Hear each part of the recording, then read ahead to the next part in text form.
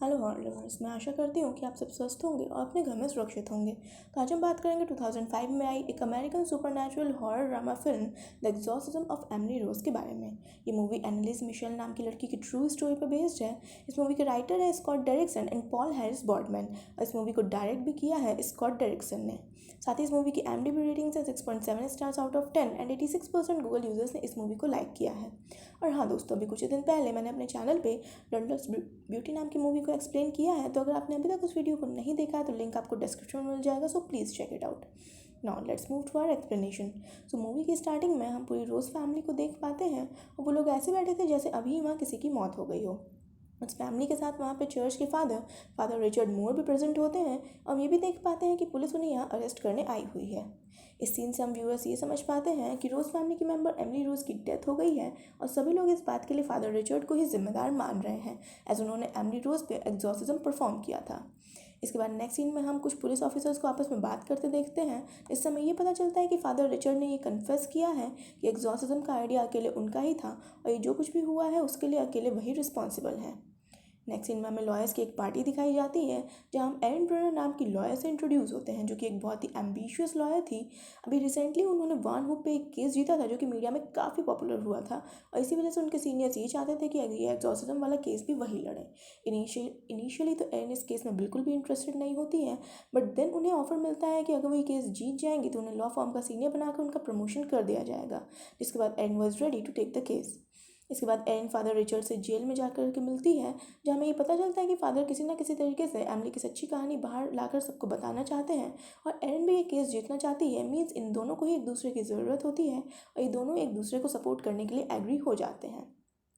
इसके बाद हम देखते हैं कि एरिन एमिली की माँ से मिलने जाती है, जहाँ उसे पता चलता है कि एमिली को अभी कुछ ही दिन पहले एक स्कॉलरशिप मिली थी जिससे वो शहर जाकर मिनेसोटा कॉलेज में पढ़ाई कर सकती थी।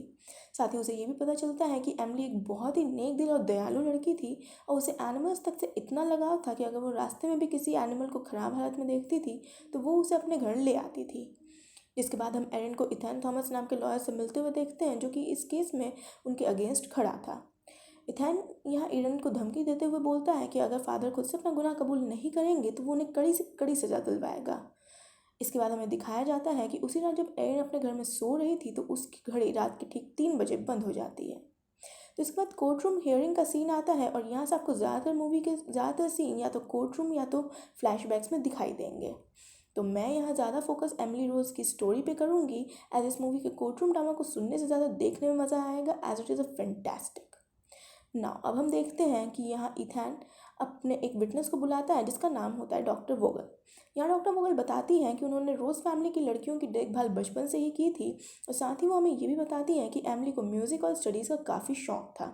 जिसके बाद डॉक्टर वोगल हमें बताती हैं कि यूनिवर्सिटी जाने के बाद एमिली ने उन्हें एक लेटर भी लिखा था जिसमें उसने उनको अपने बॉयफ्रेंड जेसन के बारे में बताया था।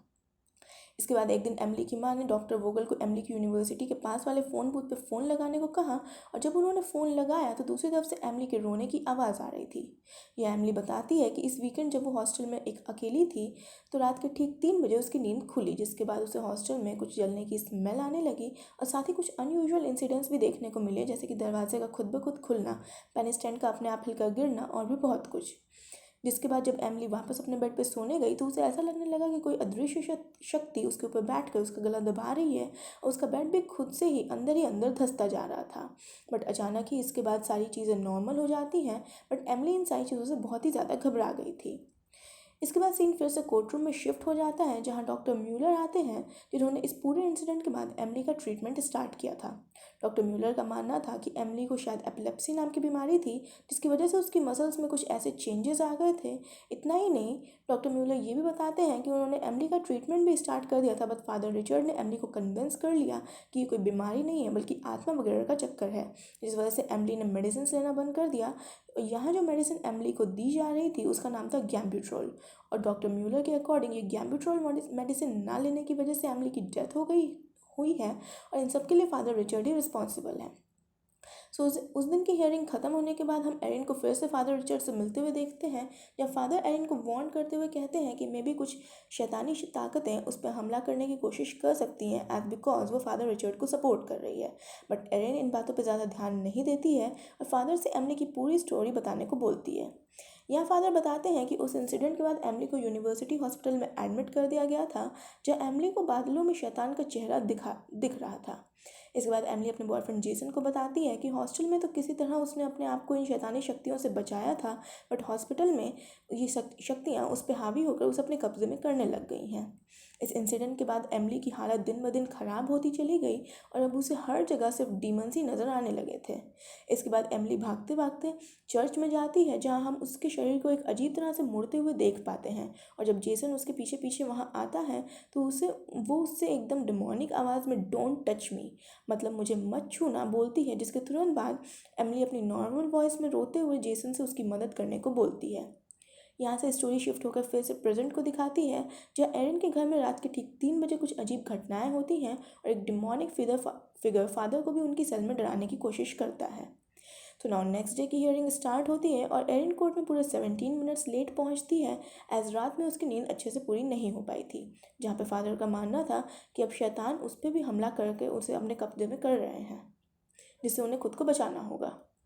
एनीवेज, तो अब कोर्ट में इथन एक न्यू विटनेस बुलाता है जिनका नाम था डॉक्टर ब्रिक्स, जो मानते थे कि एमिली एपिलेप्टिक और साइकोटिक थी, जिसकी वजह से ही उसने खुद को चोट पहुंचाना शुरू कर दिया था, और यहाँ तक कि उसने खाना बंद कर दिया था, और यही रीज़न है कि उसकी डेथ हो गई। इतना ही नहीं, एमिली की पोस्टमार्टम रिपोर्ट्स भी यही बताती हैं कि एमिली की डेथ माल न्यूट्रिशन और हैवी बॉडी इंजरीज की वजह से हुई थी।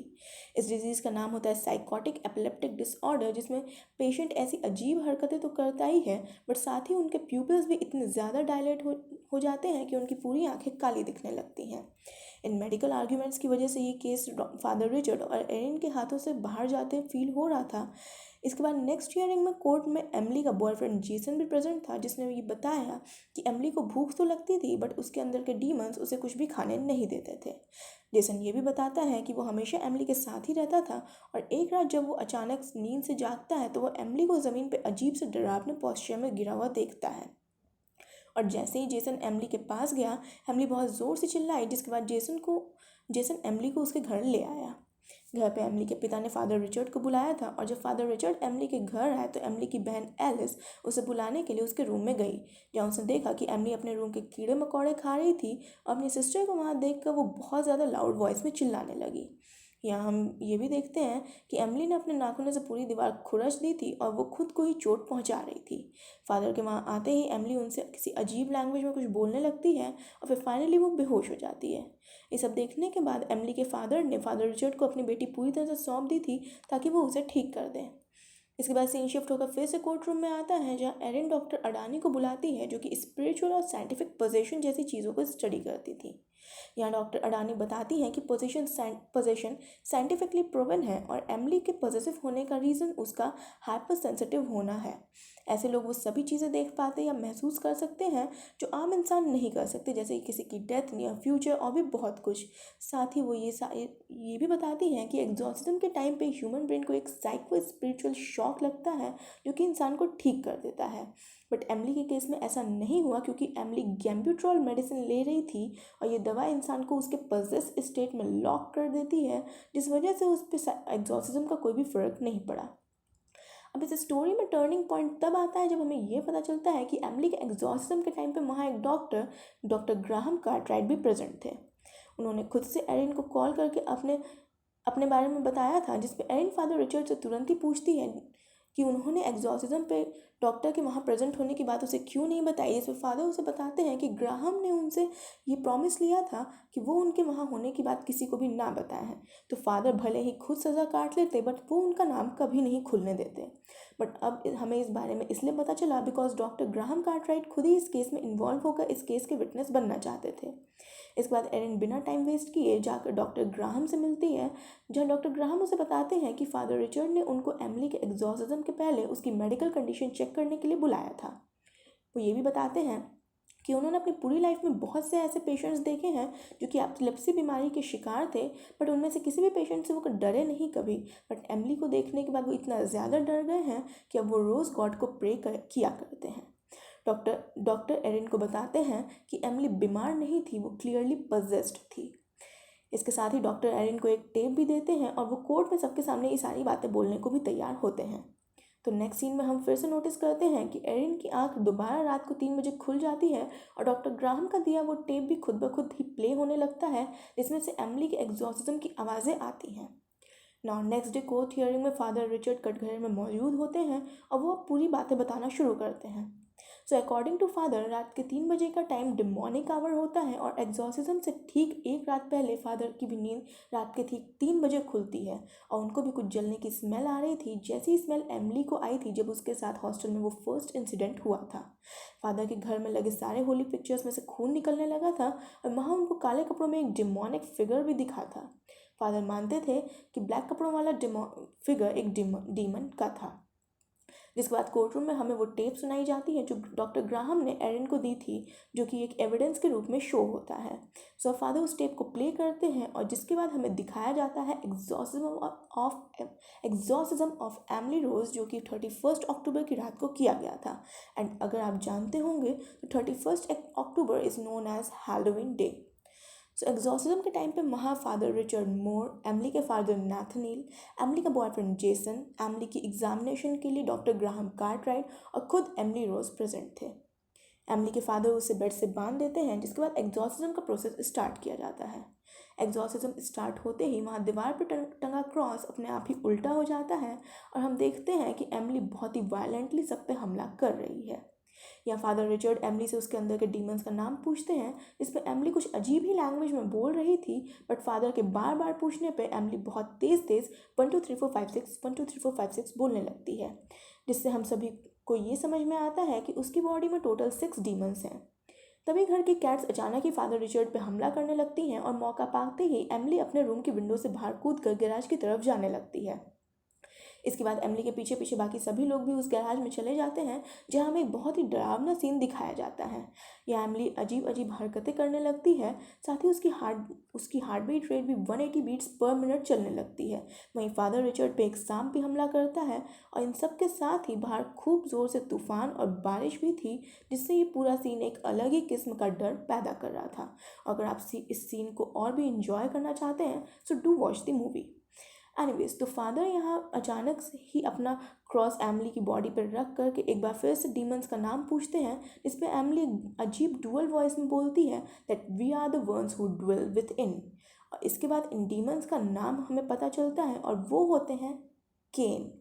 Nero, Judas, Legion, Belial and Lucifer the devil in the flesh. और इन सब के बाद एमिली अचानक ही बेहोश हो जाती है और फादर को वहाँ पे फिर से वही डार्क फिगर दिखती है। तो इस सीन के बाद फिर से कोर्ट रूम को दिखाया जाता है, जहाँ फादर रिचर्ड बताते हैं कि इतने के बाद भी एमिली ठीक नहीं हुई थी बिकॉज ये एग्जॉर्सिज्म सक्सेसफुल नहीं हो पाया था और अब एमिली दीवारों को नाखूनों से खुरचने के साथ साथ दांतों से काटने भी लगी थी, जिसकी वजह से उसके काफ़ी दांत टूट गए थे और साथ ही वो खुद को बार बार अलग अलग तरह से चोट पहुंचाती रहती थी और वो बहुत ही ज़्यादा दर्द में रहा करती थी। यहाँ से मूवी शिफ्ट होकर फिर से एक बार प्रेजेंट में आती है, जहाँ इस एविडेंस के बाद सबको यही लगता है कि ये केस फादर और एरिन के फेवर में आ गया है, बट इथेन यहाँ शो करता है कि एमिली के लैटिन और हेब्रू लैंग्वेज बोलने की वजह यही थी कि उसने अपने बचपन में कभी ना कभी ये लैंग्वेज थोड़ी बहुत सीखी थी। और जहाँ तक सवाल रहा डुअल वॉइसेस का, तो हर ह्यूमन के थ्रोट में 2 वोकल कॉर्ड्स होते हैं और काफ़ी लोग ऐसे साइकोटिक स्टेट में दूसरी वोकल कॉर्ड को खुद ही एक्टिवेट कर लेते हैं, जिसकी आवाज़ थोड़ी भारी होती है। सो यहाँ हम सबको ये फील होता है कि इथन पूरी तरह से यही प्रूव करना चाहता था कि एमिली बीमार थी, ना कि पजेस्ड। तो यहाँ पे डॉक्टर ग्राहम कोर्ट में हियरिंग के टाइम में नहीं आते हैं, इस पे एरिन उनसे मिलने के लिए जाती है और जब वो उनसे मिलती है तो वो नोटिस करती है कि डॉक्टर काफ़ी ज़्यादा डरे हुए थे, जिसके बाद उनको अचानक से कुछ दिखता है और वो वहाँ से भागना शुरू कर देते हैं और तभी एक कार से अचानक उनका एक्सीडेंट होकर के ऑन द स्पॉट उनकी डेथ हो जाती है। अब ये केस कहीं ना कहीं कुछ एविल टर्न्स ले रहा था, जिससे एरिन काफ़ी परेशान थी और एरिन के बॉस को ये बात बिल्कुल अच्छी नहीं लगती कि एरिन इस केस को पर्सनली लेने लगी है और वो उसको फायर तक करने की धमकी दे देते हैं। सो नेक्स्ट डे की कोर्ट हियरिंग में फादर रिचर्ड एमिली के थ्रू लिखे एक लेटर को पढ़ते हैं, जो कि एमिली ने एग्जॉर्सिज्म के अगले दिन लिखा था। इस लेटर में एमिली ने बताया था कि एग्जॉर्सिज्म के बाद भी उन डेमंस ने उसकी बॉडी को नहीं छोड़ा है। वो ये भी बताती है कि एग्जॉर्सिज्म के बाद एमिली काफ़ी घंटों तक सोई थी और उसके बाद उसे नींद में ही किसी की आवाज़ सुनाई देती है और वो आवाज़ और किसी की नहीं बल्कि वर्जिन मैरी की थी। जिससे एमिली अपने घर के सामने वाले फील्ड में जाकर के मिलती है। वर्जिन मैरी एमिली से बोलती है कि अगर वो चाहे तो वो अपनी बॉडी को छोड़कर स्पिरिट के फॉर्म में उनके साथ स्वर्ग में चल सकती है, बट एमिली अपनी बॉडी में ही रहना चूज़ करती है, जिससे हमें ये फील होता है कि उसने अपने इस फेट को अब एक्सेप्ट कर लिया था और इसी वजह से एमिली ने फादर रिचर्ड को किसी भी और एग्जॉर्सिज्म को करने से मना कर दिया था। साथ ही यहाँ हम नोटिस करते हैं कि एमिली के हाथ और पैर में कुछ घाव के निशान आ जाते हैं जिनको स्टिग्माटा बोला जाता है। एक्चुअली जब जीसस क्राइस्ट को सूली पर चढ़ाकर उनके हाथ और पैर में कील ठोकी गई थी तो उससे उनको जो निशान आ गए थे उनको ही स्टिग्माटा कहा जाता है और ये एक साइन था कि गॉड ने एमिली को टच किया है। बिकॉज ऐसा कहा जाता है कि अगर भगवान किसी इंसान को टच करते हैं तो उसके हाथ और पैर में ये निशान ऐसे घाव आ जाते हैं। लेकिन इथेन का मानना था कि एमिली के हाथ में उन निशानों का रीज़न ये है कि उसने अपने घर के बाहर की फेंसिंग वायर्स को बहुत ज़ोर से पकड़ लिया था। इसके बाद दोनों लॉयर्स अपने फाइनल स्टेटमेंट्स दे करके क्लोज करते हैं, अपनी बात एंड करते हैं और जूरी ये डिसाइड करती है कि फादर एक गुनहगार हैं और उनको सज़ा होनी चाहिए। बट जूरी साथ ही ये भी बोलती है कि फादर की सज़ा टाइम सर्व्ड होगी, मतलब अब तक जितने भी दिन फादर जेल में रहे वही उनकी सज़ा थी और क्योंकि अब उनकी सज़ा इतने दिन की पूरी हो चुकी है हियरिंग्स के टाइम तक, तो वो अब फ्रीली बाहर जा सकते हैं। तो अगर दूसरे पॉइंट ऑफ व्यू से देखा जाए तो फादर गुनहगार तो थे, बट अब वो यहाँ जेल से सीधा अपने घर जाएंगे, जो कहीं ना कहीं ये रिप्रेजेंट करता है कि इस केस में फादर रिचर्ड और एरिन की जीत हुई। इसके बाद एरिन के बॉस उसको प्रमोट करने का ऑफर देते हैं, बट एरिन उस ऑफर को रिजेक्ट कर देती है और मूवी की एंड में हम देखते हैं कि फादर रिचर्ड और एरिन एमिली की कब्र पर फूल चढ़ा रहे हैं और ऐसा कहा जाता है कि आज भी बहुत लोग एमिली की ग्रेव पे फ्लावर्स चढ़ाते हैं क्योंकि लोगों का मानना था कि वो एक सेंट थी। और ये मूवी यहीं पे एंड हो जाती है।